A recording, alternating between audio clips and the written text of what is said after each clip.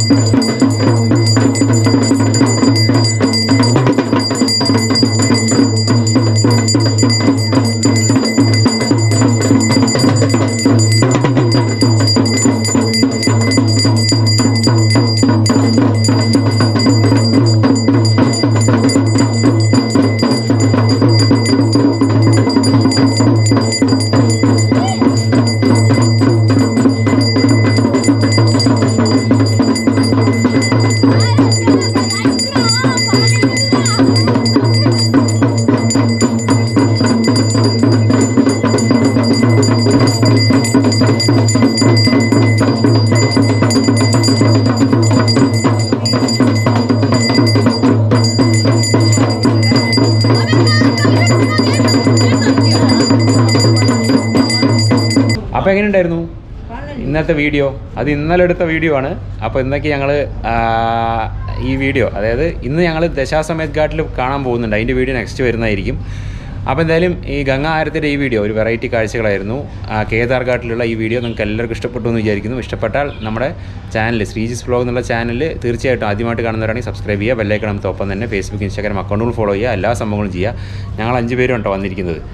അപ്പോൾ അടുത്തൊരു കില്യം വീഡിയോ ആയിട്ട് ഉടൻ തന്നെ ശ്രീജിസ് വ്ലോഗ് വരുന്നതായിരിക്കും. അത് അടുത്തത് ദശാസമേത് ഘാട്ടിൽ എടുക്കണമെന്നുണ്ട്. അതിനപ്പോൾ ഞങ്ങൾ പോകുന്നത്. അപ്പോൾ എന്തായാലും അതുവരേക്കും ഗുഡ് ബൈ.